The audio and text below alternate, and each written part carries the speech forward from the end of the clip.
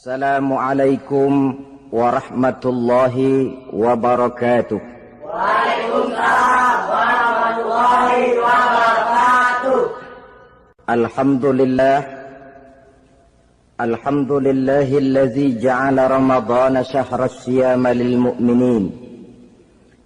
Wassalatu wassalamu ala ashrafil anbiya'i wal mursalin sayyidina wa maulana Muhammadin wa ala alihi wa ashabihil mujahidin at-tahirin, amma ba'du.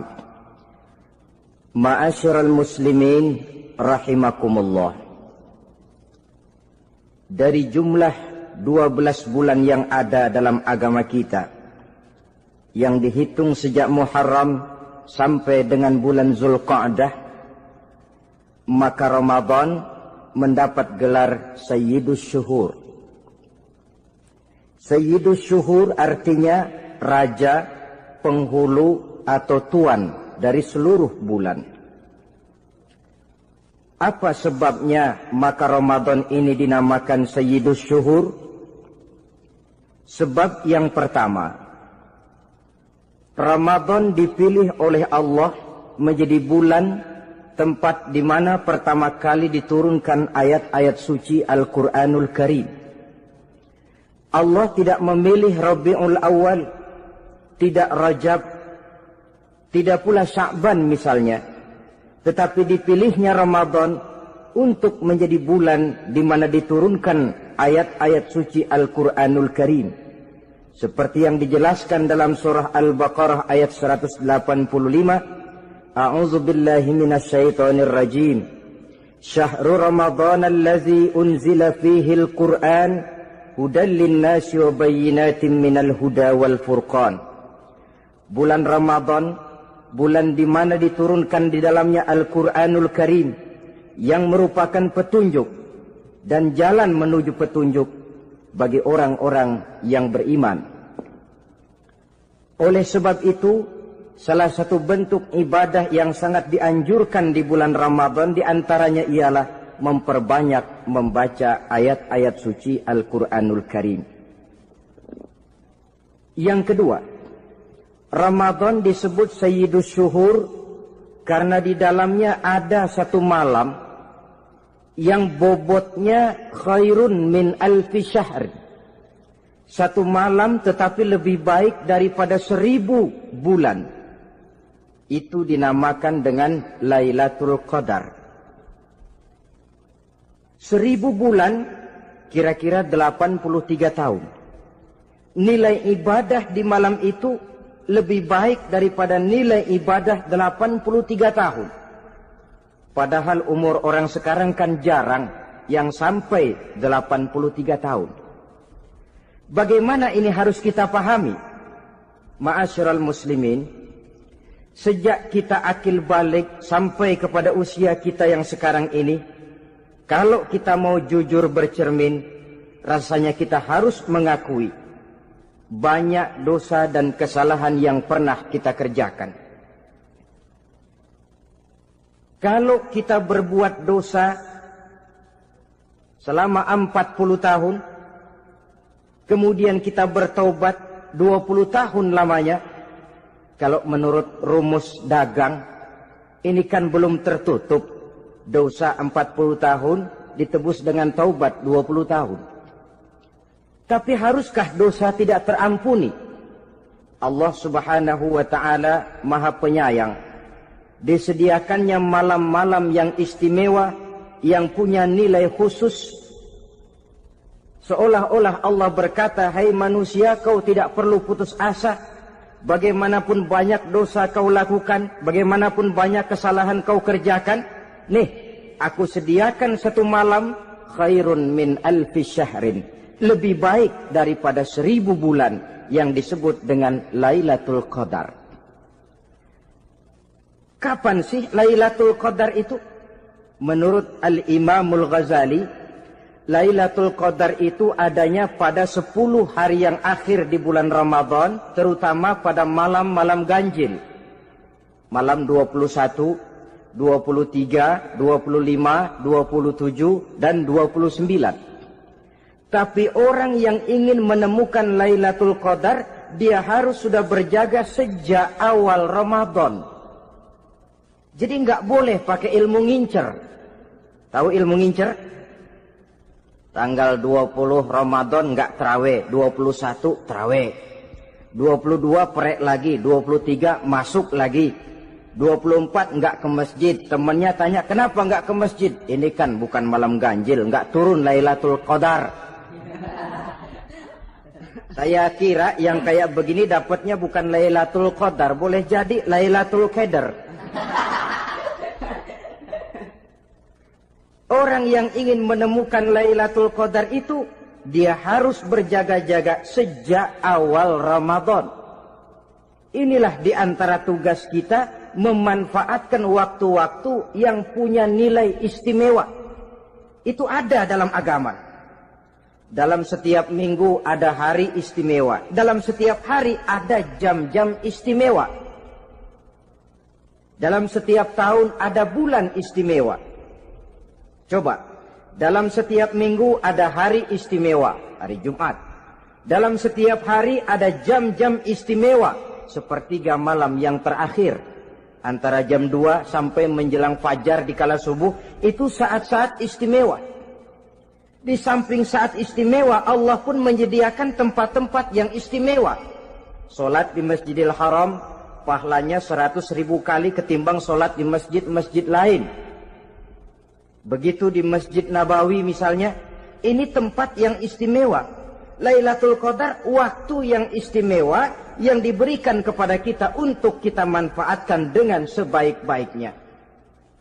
Toh dalam kehidupan bernegara saja misalnya, kan pada setiap tanggal 17 Agustus itu presiden memberikan grasi ampunan kepada para entah itu tahanan politik dan sebagainya. Ada yang mendapat potongan tahanan, waktu-waktu yang istimewa. Inilah sebab kedua kenapa Ramadan dinamakan Sayyidus Syuhur. Sebab yang ketiga, Ramadan disebut Sayyidus Syuhur karena di dalamnya nilai kebajikan berlipat ganda adanya. Satu hadis menjelaskan, "Lau ta'lamu ummati ma fi Ramadan, latamannau an takuna as-sanatu kullaha Ramadan."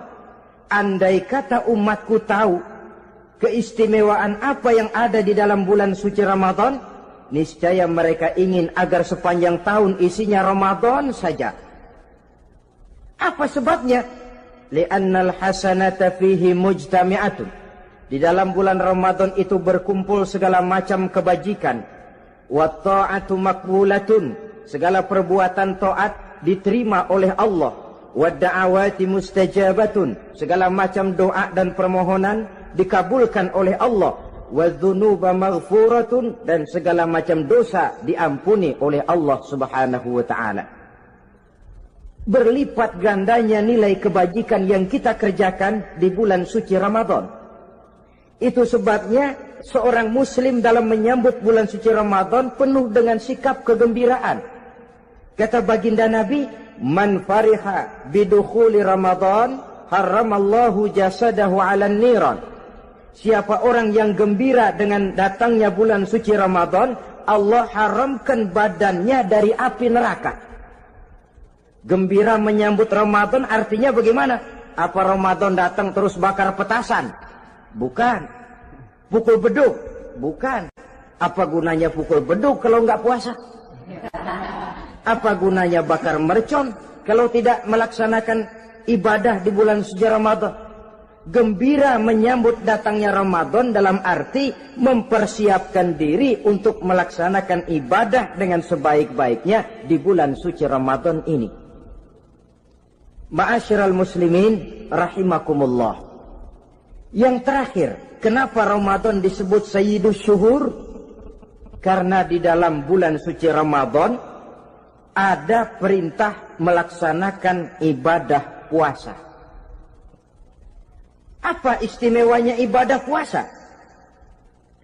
Pertama, yang dipanggil untuk melaksanakan puasa itu iman. Ini panggilan istimewa. Allah menyatakan, Ya ayyuhalladzina amanu kutiba alaikumusiyam. Hai orang-orang yang beriman, diwajibkan atas kamu berpuasa. Iman yang dipanggil untuk melaksanakan ibadah puasa. Contoh, satu hari di depan rumah kita lewat tukang pepaya, tukang duku, tukang duren. Kita panggil satu tukang pepaya. Bang, pepaya, berhenti dulu sebentar. Kira-kira yang merasa tukang pepaya berhenti enggak? Berhenti. Ini tukang duku sama tukang duren berhenti enggak? Tidak. Tentu tidak berhenti karena tidak dipanggil. Ini Ramadan yang dipanggil orang-orang beriman. Hai orang-orang yang beriman, berhenti dulu sebentar. Berhenti apa? Berhenti makan di waktu siang, berhenti minum di waktu siang. Yang merasa beriman, berhenti. Yang tidak beriman, langsung. Biar Ramadan siang-siang makan jalan terus, ngerokok, ngelepus terus. Kenapa? Tidak beriman, tidak merasa terpanggil oleh ayat tadi. Sekarang tukang pepaya lewat di depan rumah. Kita panggil, bang pepaya berhenti dulu. Dia dengar tapi nggak mau berhenti. Apa kita bilang? Kang pepaya budak. Dipanggil nggak mau berhenti. Ini ada orang ngaku beriman kepada Allah. Ramadan dipanggil disuruh berhenti makan siang. Nggak berhenti juga. Mukmin budak. Disuruh berhenti minum di waktu siang, nggak berhenti juga, mukmin budak. Ini istimewanya puasa. Panggilan difokuskan kepada iman. Hai orang-orang yang beriman. Allah tidak bilang hai orang-orang yang sudah masuk Islam. Tidak. Ya ayyuhallazina aslamu. Tidak. Ya ayyuhallazina amanu yang dipanggil. Hai orang-orang yang beriman. Nilai nurani yang paling dalam itu yang dipanggil melaksanakan ibadah puasa. Lalu orang beriman yang bagaimana yang wajib puasa? Pertama, dia sudah balik. Yang kedua, berakal sehat. Yang ketiga, dia mampu berpuasa. Orang beriman macam ini, balik, berakal sehat, mampu melaksanakan puasa. Kalau cukup syarat ini, dia wajib puasa. Kurang syarat, tidak wajib puasa.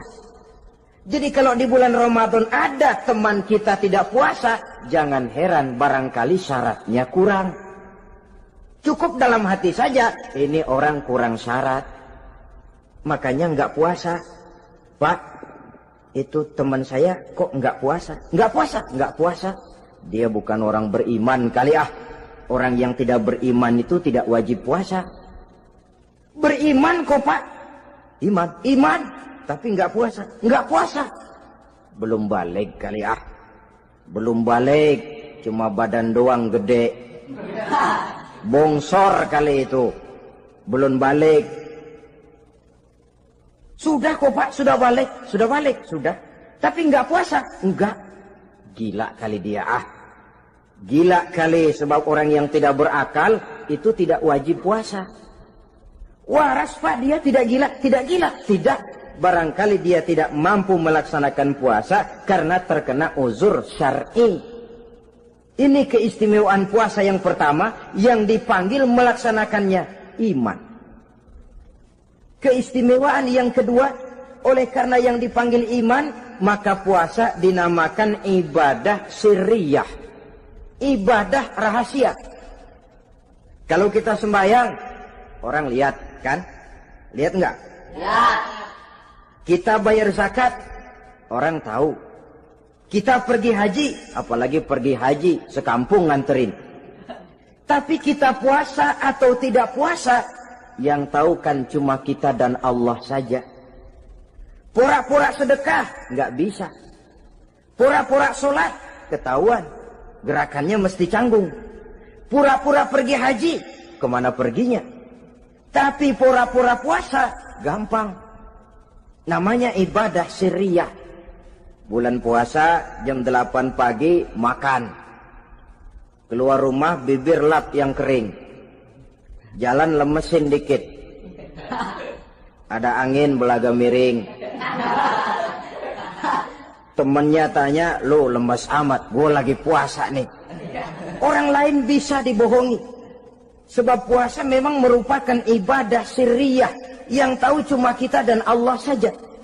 Karena dia ibadah rahasia, puasa ini sulit terkena penyakit riya. Ibadah yang lain karena kelihatan orang, gampang kena penyakit riya, to show only. Salat karena kelihatan orang, gampang kena penyakit riya. Karena saya jadi imam, misalnya di belakang saya lihat ada mertua, wah, saya bikinlah sembahyang saya mantap-mantap, pakai serban, pakai siwak, bahasanya saya paseh-pasehin kayak orang 16 tahun di Mekah. Wah, usolli warwal maghribi salasa raka'atin Allahu Akbar. Surahnya saya cari yang panjang-panjang, paling pendek Sabbihis sama Wadduha. Akibat apa itu? Riya, di belakang ada calon mertua. Tapi kalau sholat sendirian dalam kamar, boro-boro pakai serban dan siwak, kadang-kadang kaos kutang saja cukup. Surahnya jangan Sabbihis sampai Wadduha, langganannya Inna A'toinakal Kautsar sama Qul Huwallahu Ahad. Karena sholat terlihat orang, mudah kena penyakit riya.